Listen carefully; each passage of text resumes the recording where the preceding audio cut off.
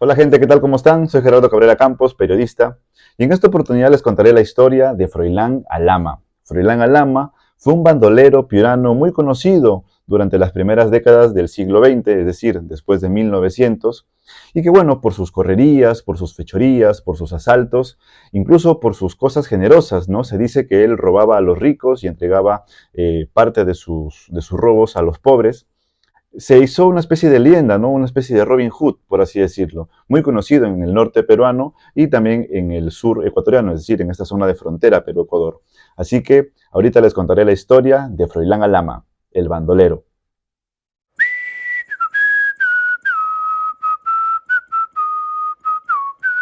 ¡Vamos ya! ¿Pero a dónde? A fines del siglo XIX y a inicios del siglo XX, es decir, años antes y después de 1900, en la región Piura, como en otras regiones del Perú, se vivieron épocas de bandolerismo.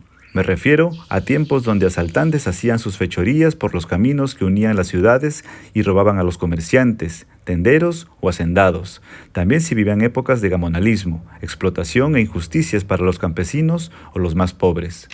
En la región Piura, norte del Perú, existieron varios asaltantes conocidos. Por ejemplo, un importante reporte que encontré en los archivos del diario El Tiempo de Piura indica lo siguiente. Durante más de 70 años, entre 1860 y 1936, los caminos piuranos estuvieron infectados por bandoleros, especialmente las rutas de Morropón, Chulucanas, Tamborande y de las Serranías, en este caso Ayabaca y Huancabamba.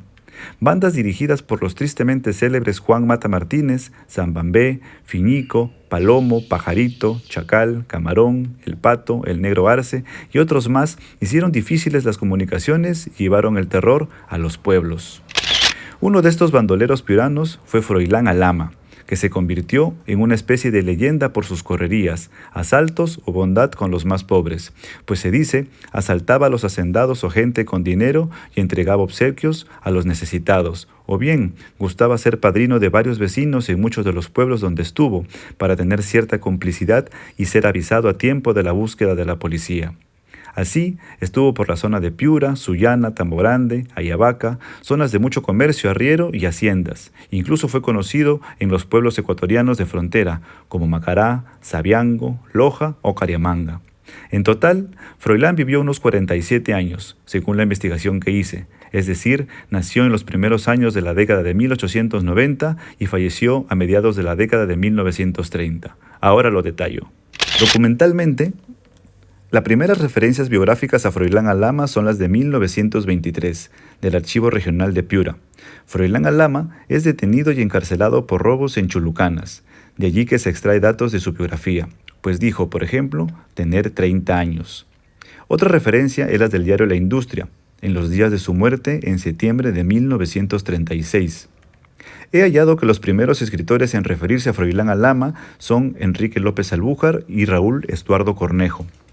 Enrique López Albújar publicó en 1936 su libro Los Caballeros del Delito, un compendio y estudio de la vida delictiva y el bandolerismo, donde menciona a Alama como un sonado asaltante. Raúl Estuardo Cornejo, en 1957, en su libro de cuentos Horizontes al Sol, tiene dos relatos interesantes que pude leer, Froilán Alama y Otra vez Alama. Allí habla de un Froilán Alama asaltante, de poner cupos hacendados y de ayudar a los pobres. Dice que hasta 1920 aún no era asaltante. En 1967, en el diario El Tiempo de Piura, el periodista Juan Alvarado Chuyes escribe una serie de crónicas sobre Froilán Alama, citando a un cabo que lo persiguió durante sus atracos, una joya del periodismo regional para Piura. Otros escritores e intelectuales, como Rómulo León Saldívar y Carlos Robles Rasuri, entre otros, refirieron y escribieron sobre el bandolerismo y Froilán Alama durante la mitad del siglo XX o después de 1950. Existe una histórica e imperdible novela biográfica llamada Froilán Alama el Bandolero, publicada en 1975 por primera vez, y es escrita por Carlos Espinosa León. No olvidemos que al tratarse de una novela, los hechos son ficcionados, fabulados o, en buena parte, inventados. Don Carlos Espinosa León, reconocido escritor peruano, sin embargo, brinda información relevante sobre el origen de Froilán Alama, como dice así. Se sabe que Froilán Alama era natural del caserío de Serén, jurisdicción del distrito de Tamborande, y que había nacido en 1890 de la unión de don Alejandro Alama Lozada y doña María Mendoza Bermejo. El apodo de negro lo debía a su color trigueño oscuro. Era de baja estatura, 1,65 m, algo panzón pero bien parecido. Usaba bigote y gustaba de las polainas de cuero y botas que solía adornar unas cantarinas espuelas de plata. El escritor piurano Teodoro Alzamora también publicó una trilogía sobre Froilán Alama. Esta es Froilán Alama, la leyenda, Froilán Alama, la venganza y Froilán Alama, amoríos de un bandolero. Según las investigaciones de Alzamora, Froilán Alama nació en 1893 en un caserío de Tamborande, Piura. Era astuto, frío, muy humano, un hombre de su época, de su contexto, y también acusado de muertes y violación. Raúl Estuardo Cornejo, como ya lo mencioné antes, en su publicación llamada El gran bandolero Froilán Alama, Vida, Hechos y Leyenda, menciona los apuntes, publicaciones y ediciones de Emilio Tapia Díaz en la década de 1960 y 1970 y del profesor Rodrigo Coronel, donde refieren a Froilán Alama y su vida, y que lamentablemente otros autores han usado esta información pero sin destacar su autoría o destacarlo como fuente. Durante una entrevista que le hice al escritor, poeta e investigador Armando Arteaga, también me comentó sobre el bandolerismo y Froilán Alama. Esto comentó. El bandolerismo es un movimiento que se da en el país de esta gente que robaba para repartir a los pobres, o sea, contra el amonalismo de la época. En algunos sitios llegan a la categoría de héroes. Por ejemplo, hay un famoso bandolero que es Luis Pardo, en Ancas, ¿no? Chiquián, ¿no? Entonces tiene un monumento ahí en su plaza, ¿no? Un señor me dijo, ese eje que tú dices que está en este eje de la ruta del jabón, como le llaman, donde hace en cierta forma su fortuna don Calixto Romero, que vendía sus sombreros de Toquilla, de Loja, Cuenca, que venían por Ayabaca, Sullana.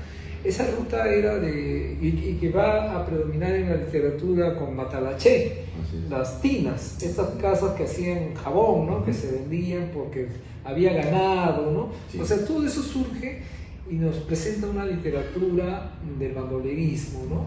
Que se da en nuestro caso con autores como Espinosa, pero también como Teodoro Alzamora, y yo te hablaba de don Raúl Estuardo Cornejo. Sí, don Raúl Estuardo Cornejo. Ha trabajado en ensayo y tiene una novela inédita que me temo que se haya perdido porque él murió en circunstancias difíciles y eso posiblemente ha terminado en manos de un cachinero, ¿no? Ojalá se pueda recuperar, ¿no? Pero era una buena novela que yo tuve la oportunidad de leer, era muy buena la novela, ¿no? Sobre Froilán Alama, ¿no? Y don Armando, entonces digamos que el bandolerismo, ¿no? de principios o de mitad del siglo, sí, pues de antes de la mitad del siglo XX, ha marcado mucha pauta literaria, por así decirlo, sí, para los escritores, poetas. Sí, y está en Ecuador también, está en Loja. Ellos tienen una gran novela de Leacer Cárdenas, ¿no? Sangre y Pólvora, me parece que se llama. Sí. Es una gran novela sobre no embriones, pero con un gran valor literario. Froilán Alama, se tiene documentado, murió acribillado en el sector Garbanzal, Lambayeque, cerca de Piura. Era 1936.